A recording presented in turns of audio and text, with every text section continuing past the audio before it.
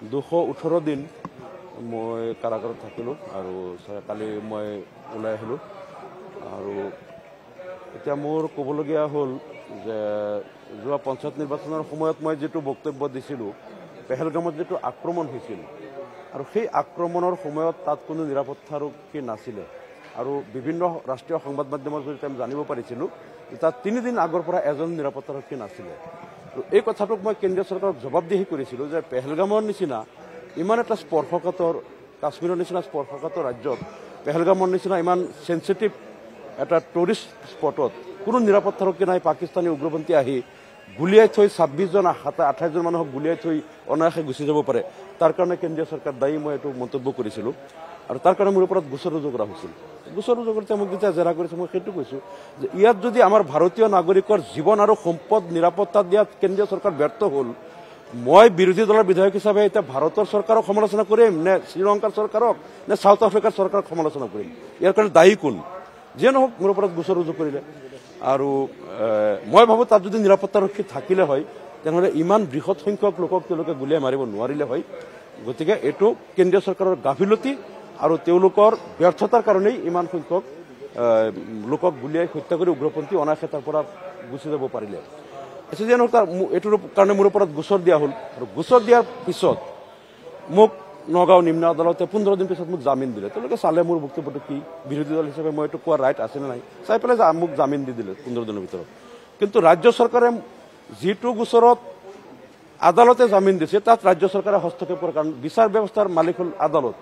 কিন্তু চৰকাৰে মোক ওলাই যাব নিদিয়ে তেওঁলোকে সেইদিনাই এটা অৰ্ডাৰ পঠিয়াই দিলে যে মোক নেশ্যনেল সিকিউৰিটি এক্টৰ অধীনত গ্ৰেপ্তাৰ কৰা হ'ল আৰু 1 বছৰৰ কাৰণে সেইদিনাই 1 বছৰ বুলি কোৱা নাই এইটো পিছত দিছে মোক মানে নগাঁও চেণ্ট্ৰেল জেলত মোক মানে ডিটেইন কৰা হ'ল তেতিয়া মই বোলো যেটো গোচৰত আদালতে জামিন দিলে সেই গোচৰত আকৌ চৰকাৰে কেনেকৈ ডিটেইন কৰে কাৰণ আদালতে বাকি যিখিনি আছে বাকিখিনি মোৰ বিচাৰটো আদালতে কৰিব কথাটো মোৰ মই দোষী হয় নে নহয় কি হয় এইটো আদালতে বিচাৰ কৰিব কিন্তু চৰকাৰে একমাত্ৰ আক্ৰোশমূলকভাৱে সম্পূৰ্ণ ৰাজনৈতিক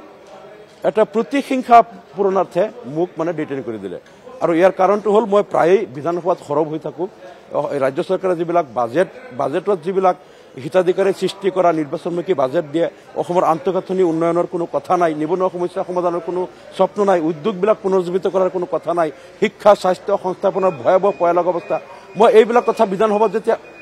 মই উনুকিয়াই দিওঁ তেতিয়া ৰাজ্য চৰকাৰে যিবিলাক প্ৰতাৰণা কৰে ৰাইজক তেওঁলোকে ফটা ঢোল বজায় সেই ঢোলটো ভাঙি যায় কথাবিলাক ৰাইজে গম পাই যায় যে ৰাজ্য চৰকাৰে মুখেৰে কৈ আছে কি আৰু অসমক আজি 1.5 লাখ কোটি টকাৰ ধাৰত পুত গৈ আছে আজি অসমত যেটো শিশু জন্ম হ'ব এইটো 45,000 টকা ধাৰৰ বোজা মূৰত লৈ জন্ম হ'ব লাগিব এই যে অসমখন ৰখাতলৈ লৈ গ'ল এই কথাবিলাক মই সদনত যে কৈ থাকোঁ এইটো এটা চান্স লৈ পেলাই ৰাজ্য চৰকাৰে মোৰ ওপৰত প্ৰতিশোধ ল'লে তেওঁলোকে আৰু এই ইমান দিন মই জেলত থাকিলোঁ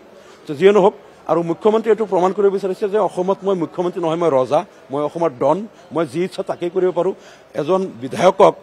বিনা দুখত মই ডিটেইন কৰি উঠাই দিব পাৰোঁ মোক ক'বলগীয়া কোনো নাই অসমত কোনো নাই মই যি কৰোঁ সেইটোৰ ওপৰত কোনো ক'ব লগা বা মোক জবাবদিহি কৰিব পৰা কোনো নাই মই মানে অসমৰ ৰজা এনেকুৱা এটা তেওঁৰ ভাৱধাৰাত মোক ইমান দিন তেওঁ ডিটেইন কৰি ৰাখিলে আৰু ইমান দিন কেৱল মই ডিটেইন হৈ থাকিব লগা নাই মোৰ সমষ্টিবাসীৰ বহুত ক্ষতি হৈছে